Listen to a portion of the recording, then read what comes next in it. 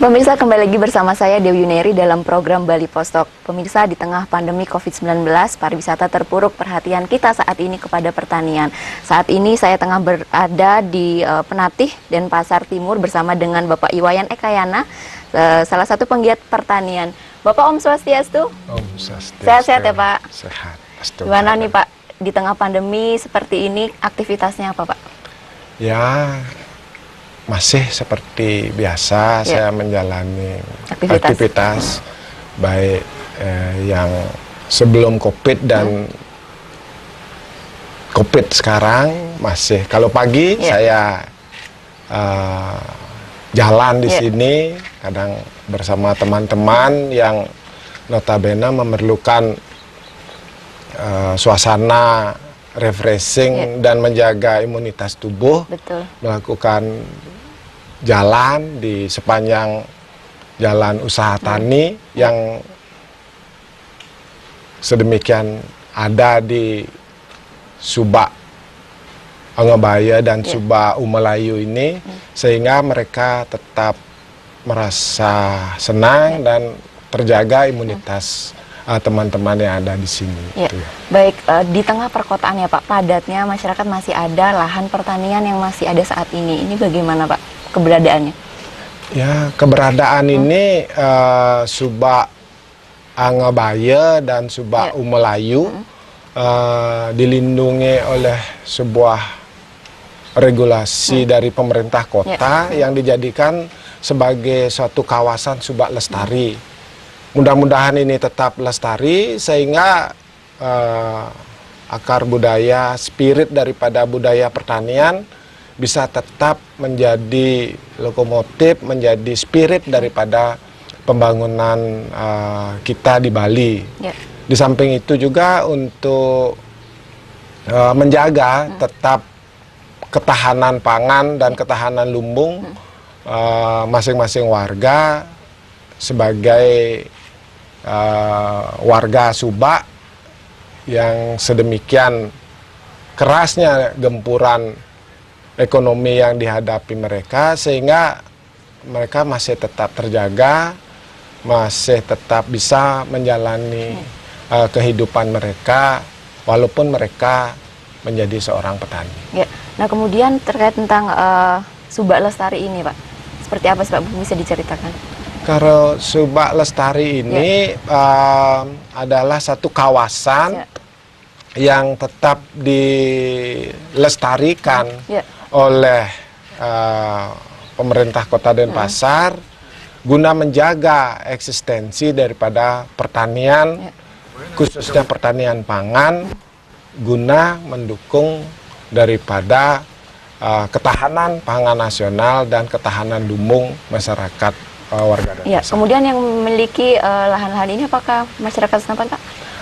Sebagian ada masyarakat setempat yang memiliki, ada pula milik orang lain yang sudah dipindah tangankan, namun tetap dikelola, dikelola oleh masyarakat di sini dengan pola bagi hasil. Bagi hasil. Gitu, Nah, kemudian Pak, mungkin ada aturan khusus untuk tidak menjual gitu Pak lahan ini? Kalau tidak menjual tidak ada aturan seperti itu. Hak pemilik ya? Hak dasar daripada pemilik boleh menjual, namun peruntukannya adalah tetap sebagai kawasan pertanian dalam arti yang luas. Artinya ada larangan untuk tidak membangun? Oh, itu pasti sudah ada larangan bahwa ini semacam kawasan hijau kota ya, kawasan hijau kota yang dipertahankan dan dikuatkan oleh peraturan wali kota. Kemudian kurang lebih berapa sih Pak luas dari Subak Lestari ini Pak? Kalau yang di sini ya kira-kira kalau dalam tulisannya sih sekitar 2.600 hektar, cuman dalam kenyataannya sudah ada sedikit alih fungsi lahan, ya mungkin masih separuhnya dari itu. Kan kemudian gitu apa aja ini Pak lahan di pertanian, padi atau ada mungkin tanaman yang lain? Di Subak Lestari Angabaya dan Umelayu ini pokoknya adalah tanaman pangan, Tanaman padi, pangan, ya. tetapi di sela-sela tanaman pangan tersebut untuk mendapatkan hasil yang sifatnya harian, mereka mencoba menanam bunga pacah yang dipakai untuk ada pandan yang dipakai untuk canang sehari-hari, ada bunga tunjung, ada ikan yang mungkin bisa harian sifatnya hasilnya yang dapat dinikmati oleh petani, dan ada tanaman pangan yang mungkin sifatnya 4-6 bulan baru mereka bisa nikmati hasilnya. Nah kemudian Pak, melihat lahan yang lumayan ya, ini kan di tengah perkotaan masih tetap eksis dengan menerapkan konsep, ada nggak sih Pak konsep untuk tetap menjaga sebuah kelestari ini Pak? Kalau Tiang rasa ini sudah menjadi budaya sudah menjadi kebiasaan di masyarakat sehingga menjadi budaya. Kalau konsep Trihita Karana sudah mereka implementasikan secara nyata di sini, sehingga dengan kondisi yang seperti sekarang, saya rasa kalau tetap ada goodwill dari pemerintah untuk mempertahankan Subak Lestari ini, saya rasa ini akan tetap berlangsung ajak sampai kapanpun, sehingga apa yang kita inginkan bersama dalam pembangunan bisa tercapai. Artinya harus tetap mempertahankan ya Pak eksistensi. Ya, pasti kita berusaha juga dari Subak, dari pemerintah, dari kita juga masyarakat sangat memerlukan lahan-lahan yang seperti ini, sehingga di samping sebagai paru-paru kota juga bisa menjadi tempat kita melakukan kegiatan olahraga di pagi hari ataupun di sore hari, dan juga bisa memberikan edukasi kepada adik-adik kita, generasi kita, bahwasannya pertanian itu seperti ini, ada menariknya, tidak melulu urusan lumpur dan urusan panas terik matahari gitu. Artinya dimanfaatkan juga. Berarti ada semacam jogging track gitu Pak di areal ini? Di sini ada jalan usaha tani yang dibuat oleh pemerintah Kota Denpasar, yang kemudian disinergikan dengan jogging track sebagai wahana rekreasi dan meningkatkan imunitas tubuh di era pandemi. Nah, di tengah pandemi seperti ini, gimana sih Pak aktivitas petani? Apakah terdampak? Biasanya kalau di pariwisata kan udah jelas gitu ya, pariwisata kita terpuruk. Nah, kalau di pertanian ini, mungkin di pemasarannya?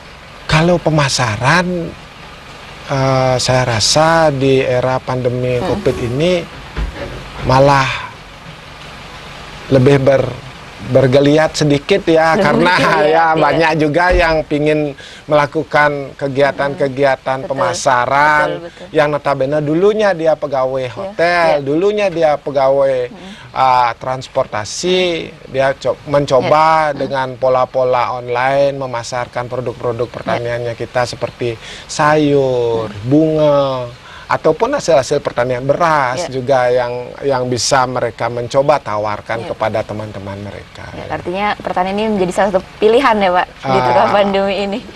Pilihan syukurnya juga gitu.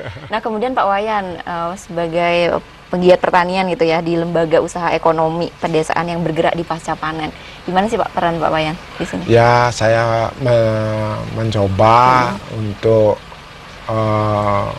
memberikan semacam informasi kepada semeton petani, bahwasanya bila mereka berproduksi dengan baik, nantinya hasilnya akan dinikmati baik juga oleh petani tersebut, sehingga petani-petani terpacu untuk tidak menjual hasil pertaniannya dalam bentuk tebasan, tetapi mereka menjual dalam bentuk barang yang sudah jadi. Artinya mereka kalau dulu mereka jual per are, umpamanya 200 atau 300 ribu per are, kita coba mendorong mereka, mendorong semeton sami, coba dipanen sendiri dengan mencari tenaga sendiri, dengan sistem borongan, kemudian digiling sendiri dengan membayar ongkos, dan mereka ini betul nih, kalau artinya perjuangannya ada, hasilnya juga tidak ada. mengkhianati lah ya, tidak mengkhianati usaha, betul. Ya Pak, kemudian terkait pemasaran, ada nggak sih Pak strategi khusus di Subak Lestari ini untuk pemasarannya? Kebetulan kita sudah membuat satu pola kerjasama tripartit ya Bu ya, antara petani, lembaga usaha ekonomi pedesaan dengan pemerintah Kota Denpasar. Jadinya ada suatu kerjasama tripartit di mana petani selaku produsen, kita selaku pengolahnya di lembaga ekonomi pedesaan, pemerintah kota selaku penyedia pembeli daripada hasilnya itu sudah melakukan suatu sinergi dan sudah berjalan sehingga kerjasama itu sudah berapa lama Pak? Kita awali dari tahun 2004 sampai saat ini masih? Sampai saat ini masih berjalan dengan baik. Mudah-mudahan terus berjalan sehingga tetap bisa mempertahankan eksistensi pertanian ini semakin lestari. Nah Pak, selain kerjasama dengan pemerintah kota, mungkin ada dari kerjasama dengan yang lain? Kalau kita mencoba menawarkan hasil-hasil pertanian lokal kita kepada beberapa instansi pemerintah, ada BUMN yang kita coba tawarkan seperti dengan PLN, Pertamina, dan mereka membeli sebetulnya hasil-hasil pertanian kita yang notabene hasil pertanian lokal kita ini kan adalah fresh ya, fresh yang baru dipotong, baru diproses sehingga menjadikan kualitas yang lebih bagus dari yang ketimbang yang sudah disimpan yang terlalu lama. Sehingga kita memiliki unsur pembedanya di situ. Barang kita lebih fresh, barang kita yang tidak terlalu lama dan tidak memakai pengawet. Sehingga memang dari segi penampilan ya memang hasil kita memang agak tidak seperti pabrik-pabrik besar, tetapi secara higienitas, secara kualitas terjamin. Lebih terjamin sebetulnya. Karena tidak menggunakan bahan pengawet dan sebagainya. Ya, dan seperti kita lihat di persawahan ini adalah airnya masih ya tidak terlalu banyak tercemar ketimbang di daerah-daerah lain, sehingga berdampak pada hasil pertaniannya kita lebih organik lah. Ya, artinya sejauh ini tidak ada kendala terkait pemasarannya Pak, artinya tidak ada penumpukan padi segala macam. Hampir tidak ada itu ya. Kendala itu biasa ada, tetapi sudah bisa kita atasi dengan kondisi-kondisi yang kerjasama ini. Baik Pak, mungkin terakhir bisa disampaikan ke pemirsa Bali TV Pak, pemuda mungkin untuk tidak malu untuk bertani karena memang hasilnya juga lumayan untuk mengembangkan perekonomian Pak. Ya, mungkin malu juga. Nah sih, ada yang malu sebetulnya. Jadi ya harus mencoba. Ya harus mencoba. Kita harus tahu dulu bagaimana sebetulnya bertani itu asik sebetulnya asik juga. Tetapi harus kita bisa mensiasati bagaimana